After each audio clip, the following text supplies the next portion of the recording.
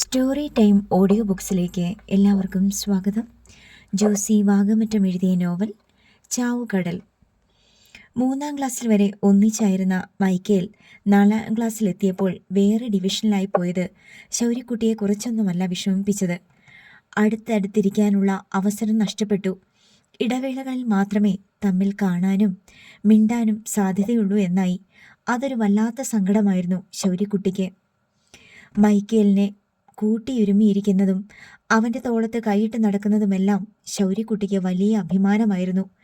ഇപ്പോൾ ശൗര്യക്കുട്ടി ഇടയ്ക്ക് സ്കൂൾ വരാന്തയിലൂടെ മൈക്കേലിൻ്റെ ക്ലാസിൻ്റെ വാതിൽക്കൽ ചെന്ന് നോക്കുന്ന നേരത്ത് മറ്റേതോ ചെക്കനാണ് മൈക്കേലിൻ്റെ അടുത്തിരിക്കുന്നത്. മൈക്കേൽ അവനോട് വർത്തമാനം പറയുന്നുണ്ട്. അത് കണ്ടിട്ട് ശൗര്യക്കുട്ടിയുടെ ഹൃദയം നൊന്തു. മൈക്കേൽ അല്ലാതെ വേറൊരു കൂട്ടുകാരൻ തനിക്ക് വേണ്ട എന്ന് പോലും ശൗര്യക്കുട്ടി തീരുമാനിച്ചു വെച്ചിരുന്നതാണ്. മൈക്കേലിന് വേണ്ടി എന്ത് ചെയ്യാനും അവൻ ഒരുക്കമായിരുന്നു. രാവിലെ മുതൽ വൈകുന്നേരം വരെ ചൂണ്ടയിട്ട് പിടിച്ചു കിട്ടുന്ന മീനുകളെയെല്ലാം മൈക്കേലിന് കൊടുക്കാം. മൈക്കേലിന് വിശക്കുന്നുണ്ടെങ്കിൽ തൻ്റെ ആഹാരം കൊടുത്തിട്ട് താൻ പട്ടിണിയിരിക്കാം.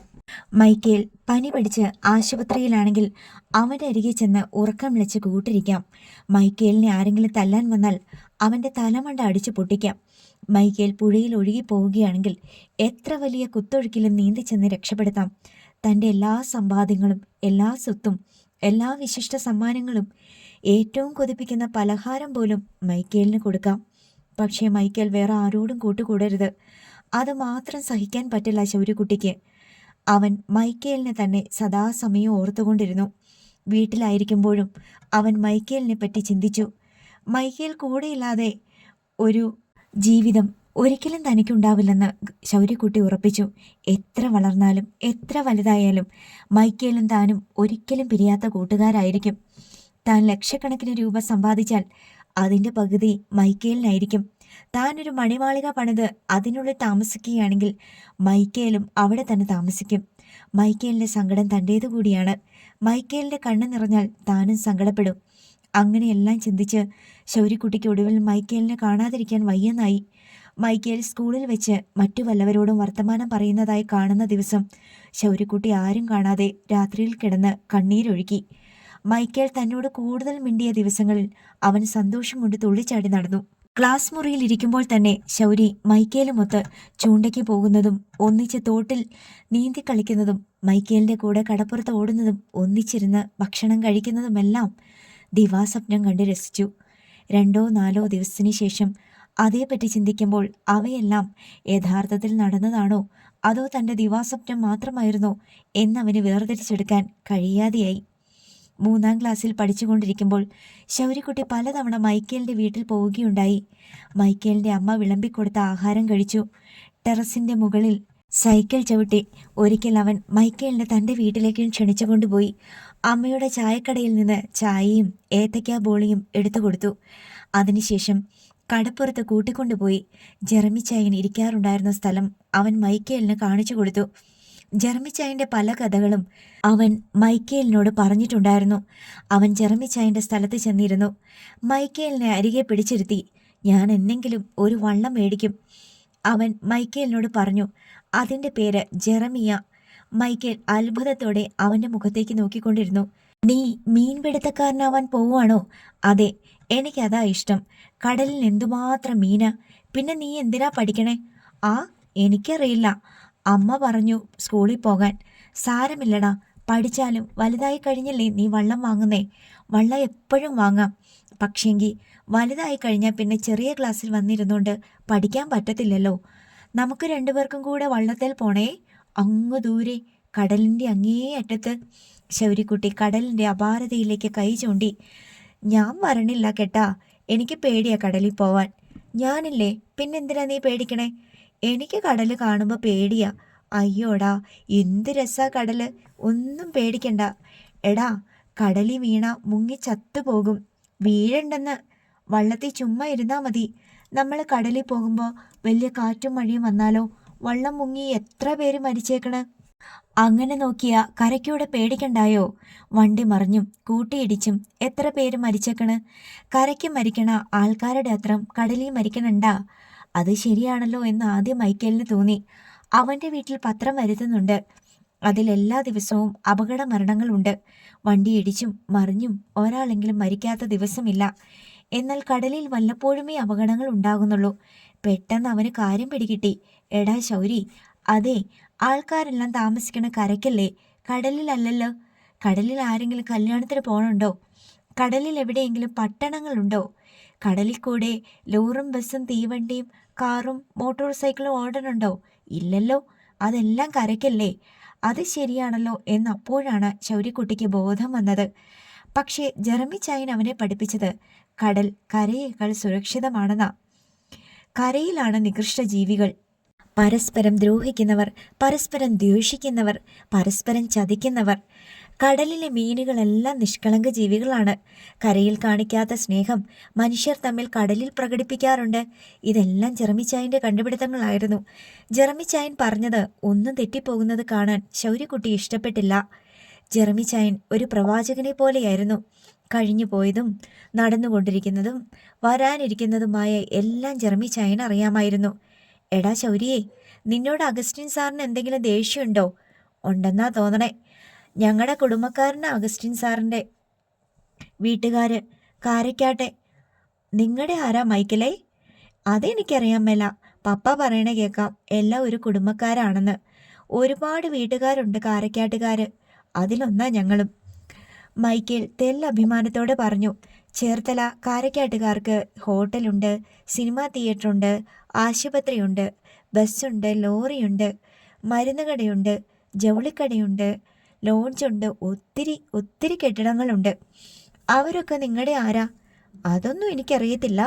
എല്ലാം പല വീട്ടുകാരാ. കണ്ടാൽ പോലും അറിയത്തില്ല. എനിക്ക് അഗസ്റ്റിൻ സാറിന് കണ്ണിന് നേരെ കണ്ടൂടാ. അയാളുടെ കഷണ്ടിത്തല പിടിച്ച് വെള്ളത്തിൽ മുക്കാൻ തോന്നും. എന്നെ എപ്പോഴും നോട്ടമിട്ടിരിക്കുന്നേ.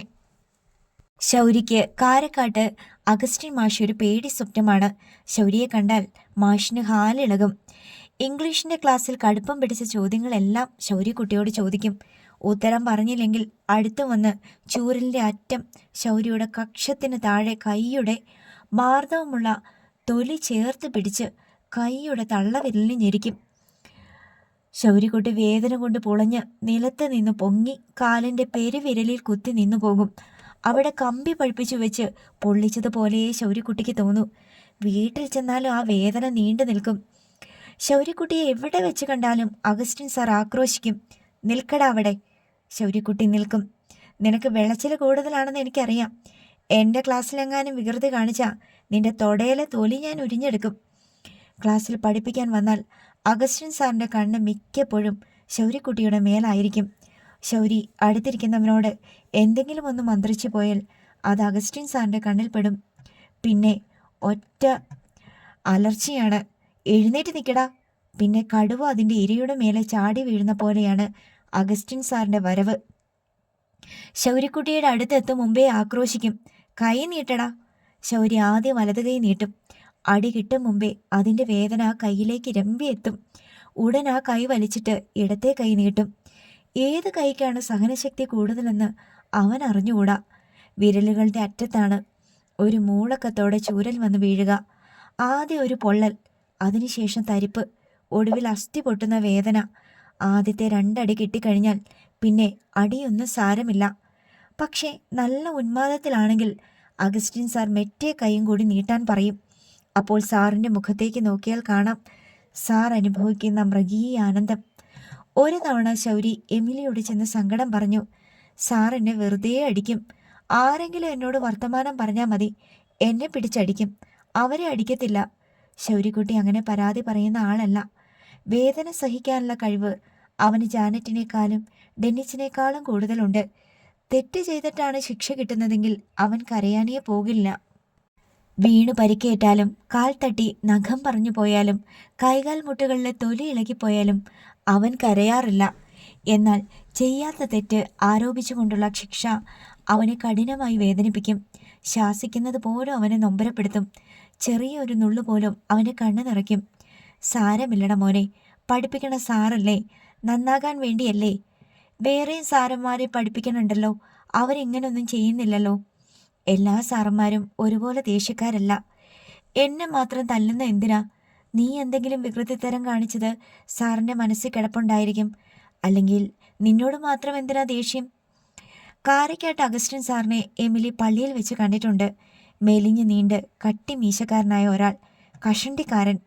ഒരു പക്ഷേ അയാൾക്ക് ശൗര്യക്കുട്ടിയുടെ ജനന രഹസ്യം അറിയാമായിരിക്കുമെന്ന് എമിലി വിചാരിച്ചു. അല്ലെങ്കിൽ അവനോട് മാത്രമായി ഇങ്ങനെയൊരു ശത്രുത വരേണ്ട കാര്യമില്ലല്ലോ. നീ വികൃതിയൊന്നും കാണിക്കാതെ അടങ്ങിയൊതുങ്ങി ക്ലാസ്സിലിരുന്നാൽ മതി. നല്ലപോലെ പഠിക്കുകയും ചെയ്യണം.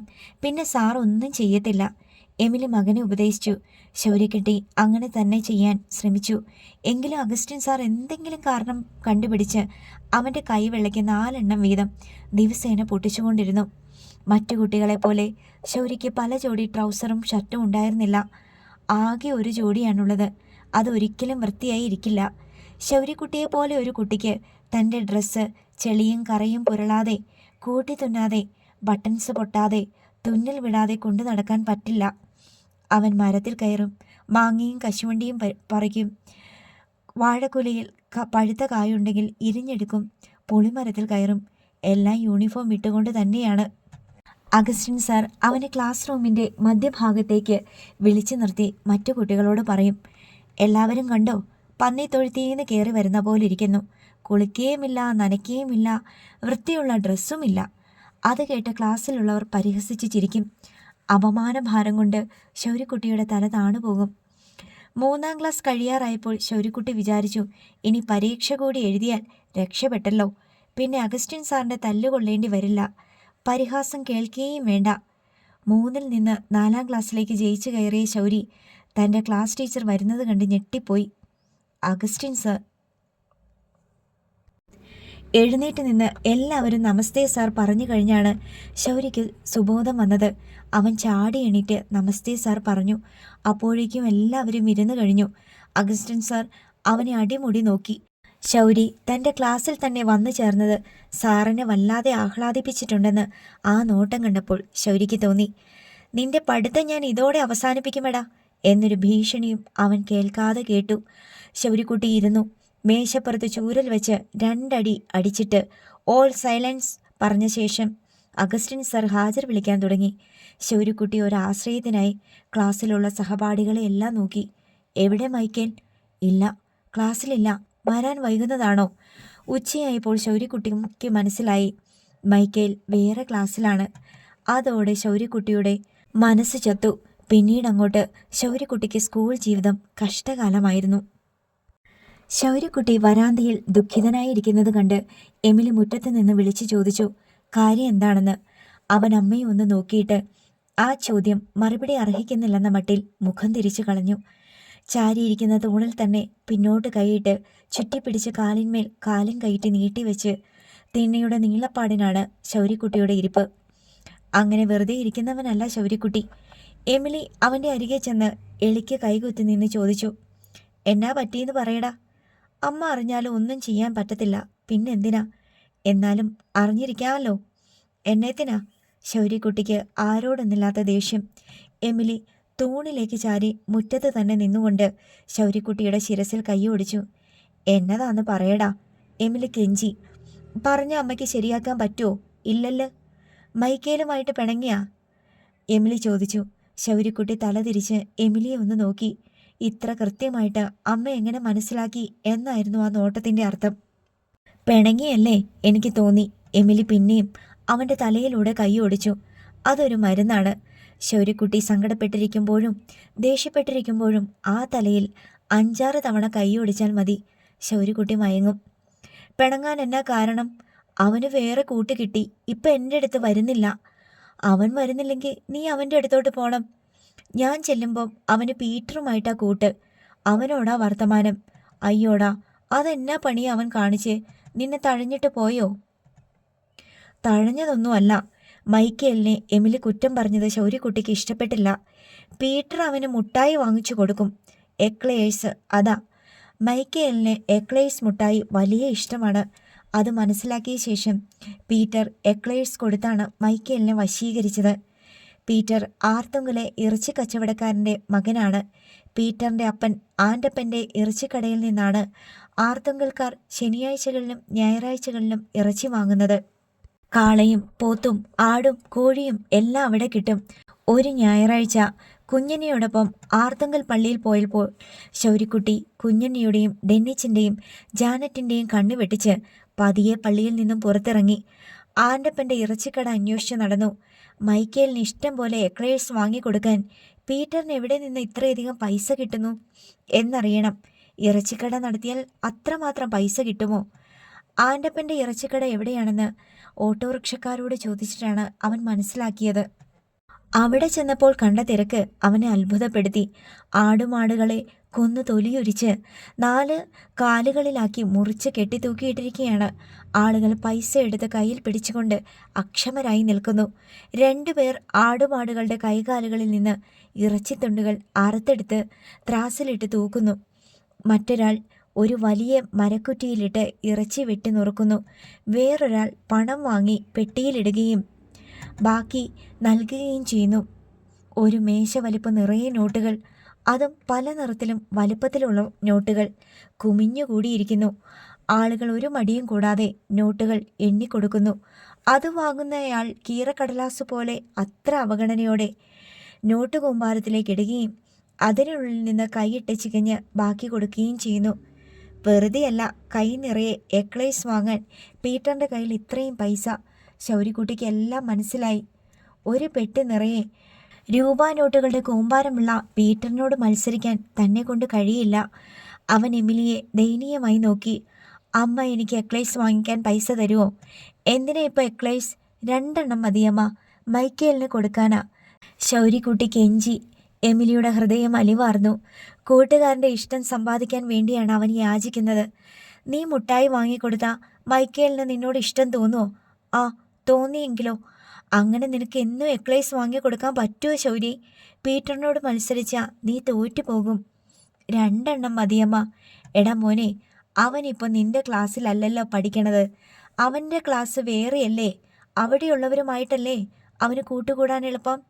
ഞാൻ അവൻ്റെ അടുത്തേക്ക് പോകുമല്ലേ, വെളിക്ക് വിടുമ്പോഴും ഉച്ചയ്ക്കും. പിന്നെന്താ എൻ്റെ മോനെ, ഒരേ ബെഞ്ചിൽ അടുത്തടുത്തിരുന്ന് പഠിക്കുന്നവർ തമ്മിൽ ഒരു ഇഷ്ടക്കൂടുതൽ വരും. നിനക്ക് അങ്ങനെയല്ലേ മൈക്കേലിനെ കിട്ടിയത് അല്ലേ? അവർ തമ്മിൽ കൂട്ടുകൂടട്ടെ. നിന്റെ ക്ലാസ്സിൽ നിന്റെ അടുത്തിരിക്കുന്നവരുമായിട്ട് വേണ്ടേ നീ കൂട്ടുകൂടാൻ? വേണ്ട. ശൗരിക്കുട്ടിക്ക് സങ്കടം വന്നു. മൈക്കേലിനെ ആർക്കും വിട്ടുകൊടുക്കാൻ അവന് വയ്യ.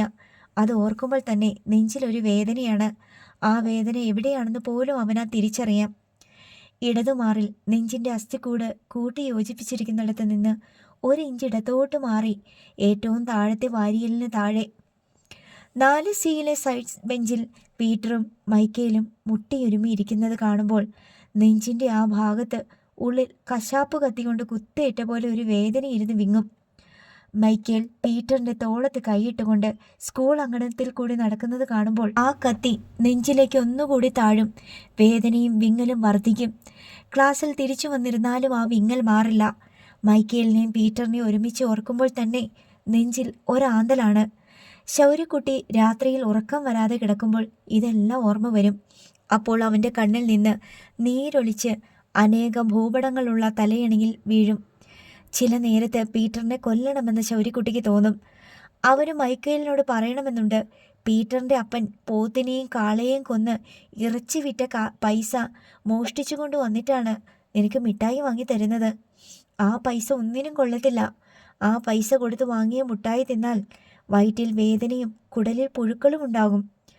അമ്മ, 2 എക്ലേഴ്സ്, 1 രൂപ മതി. കടപ്പുറത്ത് വറുതിയുടെ കാലമാണ്. കടലിൽ പണിയില്ല.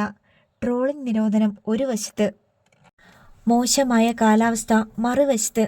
അതും പോരാഞ്ഞ് കടൽ കൂടുതലായതുകൊണ്ട് ചെല്ലിക്കടപ്പുറത്ത് വള്ളം അടുക്കുന്നില്ല.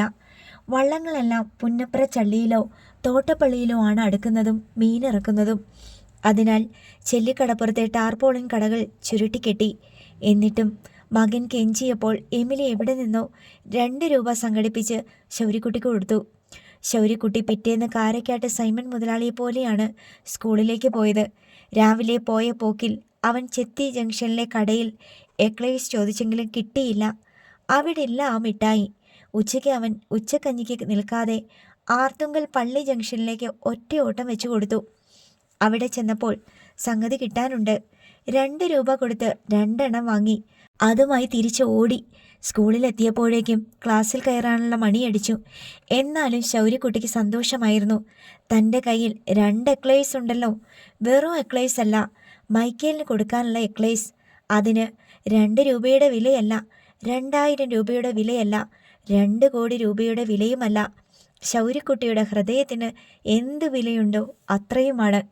തന്നേക്കാൾ ധനവാനായി ഈ ലോകത്ത് ആരുമില്ലെന്ന് ശൗര്യക്കുട്ടിക്ക് തോന്നി. താൻ ആ മിഠായികൾ മൈക്കേലിന് കൊടുക്കുന്നതും അവൻ്റെ കണ്ണുകൾ സന്തോഷം കൊണ്ട് തിളങ്ങുന്നതും അവൻ സ്നേഹത്തോടെ തന്നെ നോക്കുന്നതും അതിൻ്റെ വർണ്ണക്കടലാസ് തുറന്ന് മിഠായി എടുത്ത് വായിലിടുന്നതും തൻ്റെ കഴുത്തിൽ കെട്ടിപ്പിടിച്ച് നടക്കുന്നതും എല്ലാം ഓർത്തപ്പോൾ ശൗര്യക്കുട്ടിക്ക് കുളിര് കോരിയിട്ടു. എന്തൊരാനന്ദം! സ്കൂൾ വിടാനുള്ള സമയമെടുക്കും തോറും ശൗര്യക്കുട്ടിയുടെ ഹൃദയം തുടികൊട്ടി തുടങ്ങി. പരിഭവത്തിലിരിക്കുന്ന പ്രിയ കാമുകിയെ കാണാനും ഇണങ്ങാനും അക്ഷമയോടെ ചെല്ലുന്ന കാമുകന്റെ മനസ്സായിരുന്നു അപ്പോൾ അവന്. അന്നേ ദിവസം ക്ലാസ്സിൽ ഏതൊക്കെ ടീച്ചർമാർ വന്നുപോയെന്ന് അവൻ അറിഞ്ഞുകൂടാ. പഠിപ്പിച്ച വിഷയം ഏതൊക്കെയാണെന്ന് അവൻ അറിഞ്ഞുകൂടാ. അവൻ്റെ കണ്ണിൽ ഒരു കാഴ്ചയുമില്ല. അവൻ്റെ ചെവിയിലേക്ക് ഒരു ശബ്ദവും കയറുന്നില്ല. അവൻ്റെ മനസ്സിൽ മൈക്കേലും അവന് കൊടുക്കാൻ കരുതി വെച്ച മിഠായിയും മാത്രം. സ്കൂൾ വിടാനുള്ള മണിയടിച്ചപ്പോൾ ഒരു നിമിഷം അവൻ്റെ ഹൃദയമിടിപ്പ് നിലച്ചു. പിന്നെ പുസ്തക സഞ്ചിയും എടുത്ത് അവൻ സ്കൂൾ വരാന്തയിലേക്ക് കുതിച്ചോടി. മൈക്കേലിനെ 4th സിയിൽ നോക്കിയിട്ട് കാണാനില്ല. കുട്ടികൾ ക്ലാസ് വിട്ട് പോയിക്കൊണ്ടിരിക്കുകയാണ്. ശൗരി വരാന്തയിൽ നിന്ന് സ്കൂൾ മുറ്റത്തേക്ക് ചാടി ഗേറ്റിലേക്ക് ഓടി. ഹാവൂ, മൈക്കേലിനെ കണ്ടു. ഗേറ്റ് കടന്ന് റോഡിലേക്ക് ഇറങ്ങുന്നു. പീറ്ററുമുണ്ട് കൂടെ. കുട്ടികളെ തള്ളി നീക്കിയും വകഞ്ഞു മാറ്റിയും അവൻ ഓടി മൈക്കേലിൻ്റെ അടുത്തെത്തി. പ്രണയാർദ്രമായ സ്വരത്തിൽ അവൻ പേര് ചൊല്ലി വിളിച്ചു, മൈക്കേൽ. മൈക്കേൽ തിരിഞ്ഞു നോക്കി. ശൗരി. മൈക്കേൽ അവനെ നോക്കി മന്ദഹസിച്ചു. അവന് ശൗര്യക്കുട്ടിയോട് ഒരു പിണക്കവുമില്ല. പീറ്റർ അവനോട് ചോദിച്ചു, എന്താടാ? ശൗര്യക്കുട്ടി ഒന്നും മിണ്ടാതെ പോക്കറ്റിൽ നിന്ന് 2 എക്ലേഴ്സ് എടുത്ത് മൈക്കേലിന് നേർക്ക് നീട്ടി. അയ്യേ, എക്ലേഴ്സോ? പീറ്റർ അവനെ പരിഹസിച്ചു. എടാ മൈക്കേലേ, ഇത് 2 നിനക്ക് തരാൻ വേണ്ടി വാങ്ങിച്ചോണ്ട് വന്നതാ. നീ വാങ്ങണ്ട കേട്ടോ മൈക്കേലേ, നമ്മളിപ്പോൾ 5 സ്റ്റാർ അല്ലേ തിന്നണേ. പീറ്റർ പോക്കറ്റിൽ നിന്ന് 2 5 സ്റ്റാർ ചോക്ലേറ്റുകൾ എടുത്തു കാട്ടി. അതിലൊരെണ്ണം മൈക്കേലിന് കൊടുത്തു. മൈക്കേൽ അത് വാങ്ങി. ശൗര്യക്കുട്ടിയുടെ മുഖം മങ്ങിപ്പോയി. എനിക്ക് വേണ്ടടാ, നീ തിന്നോ, മൈക്കേൽ പറഞ്ഞു. ശൗര്യക്കുട്ടി അതൊന്നും കേട്ടില്ല. ജീവന്റെ ജീവനായി സമർപ്പിച്ച പ്രണയം നിരാകരിക്കപ്പെട്ട കണക്ക് അവൻ സ്തംഭിച്ചു നിന്നു. മൈക്കേലും പീറ്ററും കടന്നുപോയി. പോകുന്ന പോക്കിൽ പീറ്റർ ശൗര്യയെ കളിയാക്കി എന്തോ പറഞ്ഞു ചിരിച്ചു.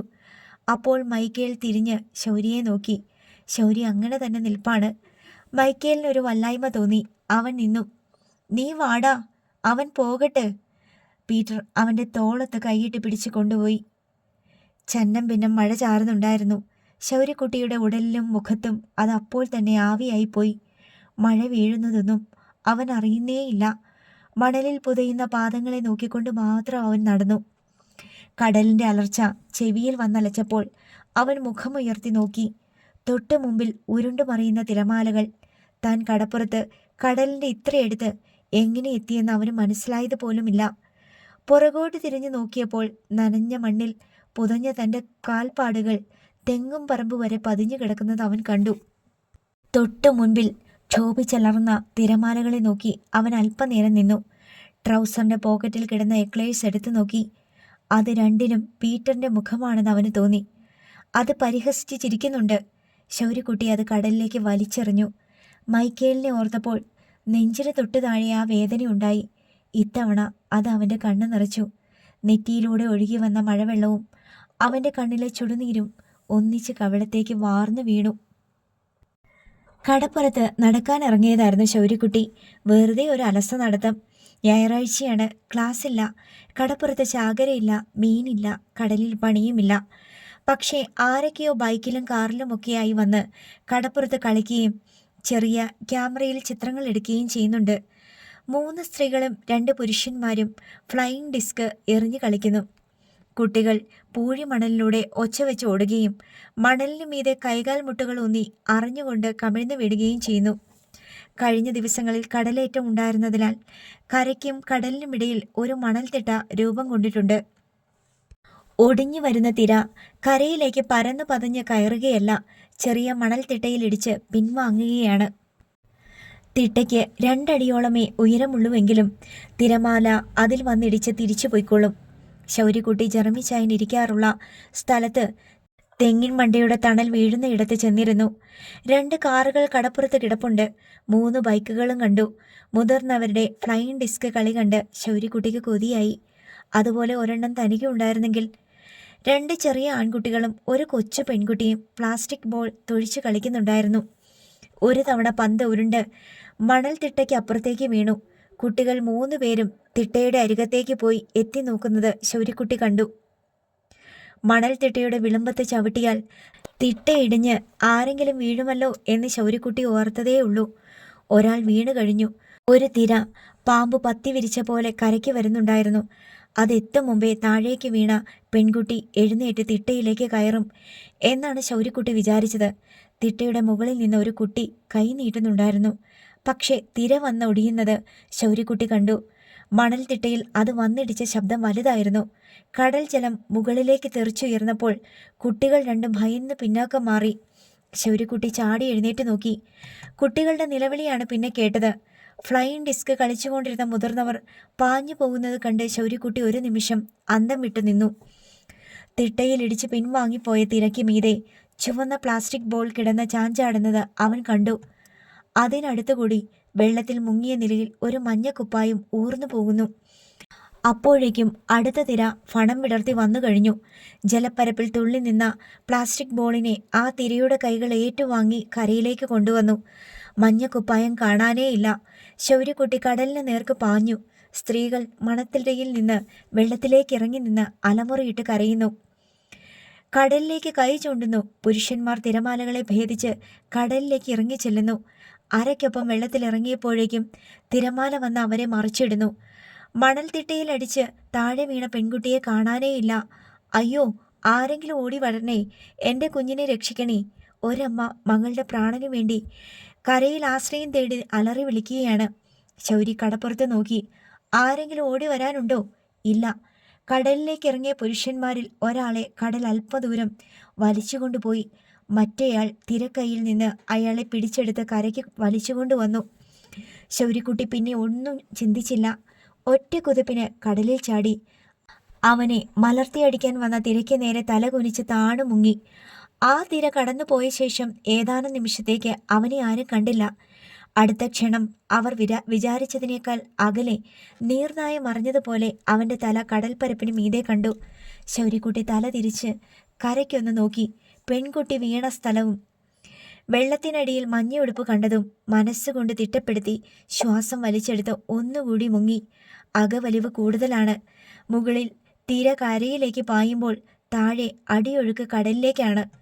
ചെവിക്കൊല്ലു പൊട്ടുന്ന ആഴത്തണുപ്പിൽ കൈകൾ വിരിച്ച് ഇഴഞ്ഞു നീങ്ങുവേ മഞ്ഞയുടുപ്പിൻ്റെ ഇളക്കം അവൻ്റെ കണ്ണിൽപ്പെട്ടു. ഉലഞ്ഞും മറിഞ്ഞും പോവുകയാണ്. ഉടുപ്പിനറ്റത്ത് അവൻ എത്തിപ്പിടിച്ചു. പിന്നെ മുടിയിൽ. ഒരു കൈകൊണ്ടും 2 കാലുകൊണ്ടും മുകളിലേക്ക് കുതിച്ചു തുഴഞ്ഞു. ശ്വാസം മുട്ടുന്നു. ഇപ്പം കിട്ടണം ശ്വാസം. ഈ നിമിഷം അവൻ തലയൊന്ന് വെട്ടിച്ചു കുടഞ്ഞു. ഉമിനീരിറക്കി ജലപ്പരപ്പിന് മീതെ തലയെത്തി. മുഖം മലർത്തി ശ്വാസം ഏങ്ങി വലിച്ചു. വലത് കൈകൊണ്ട് മഞ്ഞ കുപ്പായക്കാരിയുടെ തലയും വെള്ളത്തിന് മീതെ പൊന്തിച്ചു. സ്വന്തം പ്രാണൻ രക്ഷപ്പെട്ട ആശ്വാസമായിരുന്നു ആദ്യം. അവൻ നേരെ കരയ്ക്ക് നീന്തി. അപ്പോഴേക്കും കടപ്പുറത്ത് കറങ്ങാൻ ബൈക്കിൽ വന്ന ചെറുപ്പക്കാരും ചില കടപ്പുറ നിവാസികളും പാഞ്ഞെത്തിയിരുന്നു. കഴുത്തപ്പം വെള്ളത്തിലേക്ക് അടുത്തപ്പോഴേക്കും ആരൊക്കെയോ കടലിലേക്ക് ഇറങ്ങി വന്ന് ശൗര്യക്കുട്ടിയുടെ കയ്യിൽ നിന്ന് കുട്ടിയെ പിടിച്ചെടുത്തു. അപ്പോഴേക്കും അത് ബോധം കെട്ടു പോയിരുന്നു. ആളുകൾ അതിനെ കരയ്ക്ക് കൊണ്ടുപോയി തലകീഴായി പിടിച്ചു കുടയുകയും കാൽമുട്ടിനു മീതെ കമിഴ്ത്തി പിടിച്ച് പുറത്ത് അമർത്തുകയും ചെയ്തുകൊണ്ടിരുന്നു. ശൗര്യക്കുട്ടി അരയ്ക്ക് മീതെ കടൽ വെള്ളത്തിൽ നിന്ന് ആ കാഴ്ചയെല്ലാം കണ്ടു. ഒടുവിൽ കുട്ടിയെ എടുത്തുകൊണ്ട് അവർ കാറിനടുത്തേക്ക് ഓടുമ്പോഴേക്കും അവൻ കടൽ വെള്ളത്തിൽ തന്നെ നിൽക്കുകയായിരുന്നു.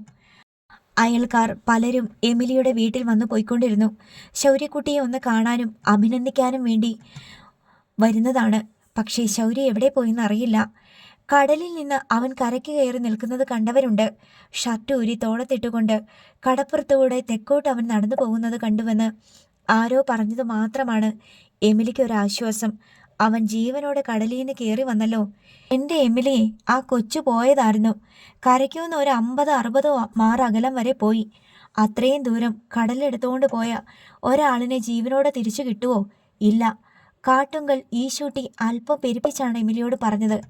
പെണ്ണുങ്ങളുടെ നിലവിളി കേട്ടുണ്ട് ഞാൻ ഓടിച്ചെല്ലുമ്പോൾ കാണണ കാഴ്ച എന്താന്ന് വിചാരിച്ചാ? കടലിൽ തിരയല്ലാതെ ഒന്നും കാണാനില്ല. 5 മിനിറ്റ് കഴിഞ്ഞപ്പോൾ ദാ 50 മാറ് ദൂരെ ഒരു വെള്ളത്തിനു മീതെ ഒരു തല പൊങ്ങി. ശൗര്യയുടെ തലയാ അത്. അവൻ്റെ വലത്തേ കൈ വേറൊരു തല, അതും പിടിച്ചോണ്ട് നീന്തി വരുവാ ഒറ്റ കൈക്ക്. ഇങ്ങ് കരയ്ക്കെടുത്തപ്പോഴാ അറിയുന്നേ അതൊരു പെങ്കൊച്ചാണെന്ന്. എമിലിയുടെ നെഞ്ചെടുപ്പ് ആ നേരം 3 ഇരട്ടിയായി. അവൻ്റെ ചങ്കുറപ്പ് സമ്മതിക്കണം കേട്ടോ, ഈശൂട്ടി കൂട്ടിച്ചേർത്തു. ശൗര്യക്കുട്ടി ഈ സമയം നനഞ്ഞ ട്രൗസറും ഷർട്ടും ഊരിപ്പിഴിഞ്ഞ് പുലിമുട്ടിൻ്റെ പാറമേൽ ഉണങ്ങാൻ വിരിച്ചിട്ട് അതിനടുത്ത് തന്നെ ഇരിക്കുകയായിരുന്നു. അവിടെ ഇരുന്നാൽ ചെല്ലിക്കടപ്പുറം കാണാം. അവിടെ 2 or 4 പേർ ചുറ്റിത്തിരിയുന്നുണ്ട്. താൻ വലിയ മണ്ടത്തരമാണ് കാണിച്ചതെന്ന് ശൗര്യക്കുട്ടിക്ക് ഇപ്പോഴാണ് ബോധ്യം വന്നത്. ഒരു വീണ്ടു വിചാരവും ഇല്ലാത്ത എടുത്തുചാട്ടമായി പോയി. ചെവി രണ്ടും കുത്തിപ്പറിക്കുന്ന വേദന. താൻ എന്തിനാണ് അത്രയും ആഴത്തിലേക്ക് പോയത്? കടൽ വലിവ് അറിയാമായിരുന്നിട്ട് കൂടി ഒരു ചുഴിയിലെങ്ങാൻ പെട്ടുപോയിരുന്നെങ്കിലോ? ഒന്നും വേണ്ട, കടലിനു മീതെ തല പൊക്കാൻ 2 സെക്കൻഡ് കൂടി വൈകിയിരുന്നെങ്കിലോ? വെള്ളം കുടിച്ച് കുഴിഞ്ഞത് തന്നെ. ശൗര്യക്കുട്ടി അപ്പോൾ ജെറമി ചായനെ ഓർത്തു. അവനെ കടലിൽ നീന്താൻ പഠിപ്പിച്ചയാൾ, കടലൊഴുക്കിൻ്റെ ഗതിവിഗതികൾ അവന് ചൊല്ലിക്കൊടുത്ത ആൾ. ഇപ്പോൾ ജെറമി ചായൻ ഉണ്ടായിരുന്നെങ്കിലോ? തന്നെ വിളിച്ച് അടുത്തിരുത്തി പറഞ്ഞേനെ, എടാ ശൗരി, വേണ്ടാത്ത പണിയാ കാണിച്ചത് കേട്ടാ. എന്നിട്ടൊരു ചിരി ചിരിക്കും. ആ പോട്ടെ, സാരമില്ല, ഒരു ജീവൻ രക്ഷിക്കാൻ പറ്റിയല്ലോ. ജീവൻ രക്ഷപ്പെട്ടോ ആവോ? കാറിലെടുത്തിട്ട് ആശുപത്രിയിലേക്കാണ് കൊണ്ടുപോയിരിക്കുന്നത്. ശൗര്യക്കുട്ടി പാറമേൽ വിരിച്ച ഷർട്ടും ട്രൗസറും പിടിച്ചു നോക്കി. ഒന്ന് വാടിയിട്ടേ ഉള്ളൂ, മതി, ബാക്കി ദേഹത്ത് കിടന്ന് ഉണങ്ങട്ടെ. അവൻ ട്രൗസറും ഷർട്ടും എടുത്തിട്ട് നേരെ വീട്ടിലേക്ക് തിരിച്ചു. അവിടെ എമിലി വായി നിറച്ച് ശകാരവുമായി കാത്തിരിക്കുന്നുണ്ടായിരുന്നു. നീ എന്ത് കണ്ടിട്ടാ ശൗരി കടലിൽ ചാടിയത്? നീ ആരാ? നീന്തലും മുങ്ങലും പഠിച്ച നേവിക്കാരനാ? അല്ലല്ല. അവനോൻ്റെ ജീവനേക്കാളും വലിയ ജീവനുണ്ടോ? ഉണ്ടോടാ ശൗരി? ആ കടപ്പുറത്ത് അത്രയും പേരുണ്ടായിരുന്നല്ലോ, ആരെങ്കിലും ചാടിയോ? ആ കൊച്ചിൻ്റെ തന്തയും നല്ല ഉണ്ടായിരുന്നല്ലോ, അവർ ചാടിയോ? ഇല്ലല്ലോ. പിന്നെ നിനക്ക് എന്തിൻ്റെ കേടായിരുന്നെന്നാ ഞാൻ ചോദിച്ചേ. ശൗര്യക്കുട്ടിക്ക് മിണ്ടാട്ടമില്ല. അമ്മയും വെല്ലുമ്മച്ചിയും തന്നെ അഭിനന്ദിക്കുമെന്നായിരുന്നു അവൻ്റെ പ്രതീക്ഷ. നിനക്ക് വല്ലതും പറ്റിപ്പോയ ആർക്കാ ശൗര്യക്കുട്ടിയെ നഷ്ടം? എനിക്ക്. അവർക്ക് വല്ല നഷ്ടമുണ്ടോ? കടലിൽ ചാടി മുങ്ങിയേക്കണ്. ശൗരി ഒരക്ഷരം മിണ്ടാതിരുന്ന് ശകാരം മുഴുവൻ കേട്ടു. ഒടുവിൽ എമിലിയുടെ സ്വരത്തിൽ നിന്ന് ശകാരധ്വനി അപ്രത്യക്ഷമായി. നീ രക്ഷിച്ച കൊച്ചിന് എന്നാ പ്രായം വരും? ആ. ശൗരി കൈമലർത്തി. അത് ഏത് വീട്ടിലെ കൊച്ചാ? ആ. നീ അതിനെ ശരിക്ക് കണ്ടാ? ഇല്ല. അത് ആണാ പെണ്ണാ? പെൺകുട്ടിയാ. നീ മുമ്പ് അതിനെ കണ്ടിട്ടുണ്ടോ? ആ. ഇനി കണ്ടാ അറിയോടാ? അതിന് ശൗരി ആ എന്ന് തന്നെ പറഞ്ഞു. അവനറിയില്ല. അവൻ ആ പെൺകുട്ടിയുടെ മുഖം കണ്ടതായി ഓർക്കുന്നില്ല. കടപ്പുറത്ത് പന്തിന് പിറകെ ഓടിയ ഒരു കുട്ടി, 4 or 5 വയസ്സ് കാണും. പക്ഷെ അവൾക്ക് പന്ത് പിടിക്കാനോ അതിൽ തൊഴിക്കാനോ അറിയില്ലായിരുന്നു. അവൾ പന്ത് തൊഴിക്കാൻ ശ്രമിച്ചപ്പോൾ വെട്ടിയിട്ട പോലെ വീണു. അപ്പോൾ ആൺകുട്ടികൾ ആർത്ത് ചിരിച്ചു. അത് കണ്ട് ശൗര്യക്കുട്ടിയും ചിരിച്ചതാണ്. അവളുടെ മുഖം വ്യക്തമായി കാണാനാവാത്തത്ര അകലെയായിരുന്നു ശൗരി അപ്പോൾ. അവളുടെ തലമുടി തല നിറഞ്ഞു കവിഞ്ഞ് കഴുത്തിന് ചുറ്റും മുഖത്തുമെല്ലാം അലയലയായി വീഴുന്നുണ്ടായിരുന്നു. കടലിനടിയിൽ വെച്ച് അവളെ കണ്ടപ്പോൾ മുങ്ങിപ്പോയ ഒരു കളിപ്പാവയാണെന്നാണ് തോന്നിയത്. പിന്നീട് അവൻ അവളെ കണ്ടതേയില്ല. ഒരു കൈയിൽ അവളുടെ ജീവൻ പിടിച്ചുകൊണ്ട് മറു കൈകൊണ്ട് കരയ്ക്ക് ആഞ്ഞു തുഴയുകയായിരുന്നു.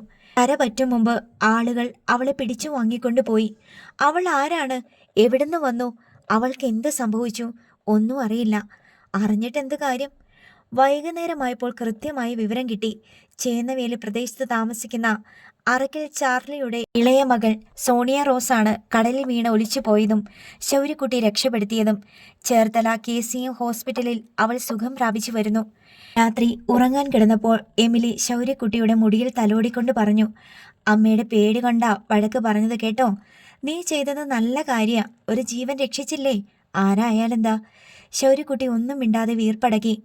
എല്ലാവരും പറയണത് എൻ്റെ മോൻ ചങ്കുറപ്പുള്ളവനാണെന്ന്. വേറെ ആരും അങ്ങനെ കടലിൽ ചാടി രക്ഷിക്കാൻ നോക്കത്തില്ലാന്ന്.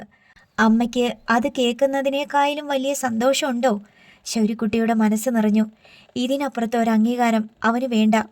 ആ കുട്ടികളുടെ കളിയും കടപ്പുറവും അവളെ തിരയെടുത്തുകൊണ്ട് പോയതും എല്ലാം ഓർത്തുകൊണ്ട് അവൻ കിടന്നു. ഉറക്കത്തിൽ അവൻ അത് തന്നെ സ്വപ്നവും കണ്ടു. അത് കുറെ കൂടി ഭീകരമായിരുന്നു. കടലാഴത്തിലേക്ക് എത്ര ഊളിയിട്ട് ചെന്നിട്ടും അവളെ കാണാനില്ല. പിന്നെയും അവൻ നീന്തി. വെള്ളത്തിനടിയിലും ശ്വാസമെടുക്കാനുള്ള അത്ഭുത സിദ്ധി സ്വപ്നത്തിൽ അവന് കിട്ടി. കടലിനടിത്തട്ടിൽ മത്സ്യകന്യകമാർ കാവൽ നിൽക്കുന്ന ചില്ല് കൊട്ടാരത്തിൽ അവൻ ആ മഞ്ഞ കുപ്പായക്കാരിയെ കണ്ടു. മത്സ്യകന്യകമാരുടെ ഓമനയായ ഒരു കൊച്ചു രാജകുമാരന് കളിക്കൂട്ടുകാരിയാക്കാൻ വേണ്ടി അവർ തട്ടിക്കൊണ്ടു വന്നതായിരുന്നു ആ കുട്ടിയെ. ശൗര്യക്കുട്ടി ധൈര്യസമേതം ചെന്ന് കുട്ടിയെ ആവശ്യപ്പെട്ടു. അപ്പോൾ രാജകുമാരൻ വാളും പരിചയം എടുത്ത് യുദ്ധത്തിന് തയ്യാറായി. ശൗര്യക്കുട്ടി അവളുടെ കൈ പിടിച്ചുകൊണ്ട് കടലിൻ്റെ അടിത്തട്ടിലൂടെ ഓടി. മത്സ്യകന്യമാർ അമ്പും വില്ലും ഉപയോഗിച്ച് അവനെ വീഴ്ത്താൻ ശ്രമിച്ചു. ശൗര്യക്കുട്ടി അതിൽ നിന്നെല്ലാം ഒഴിഞ്ഞു മാറി.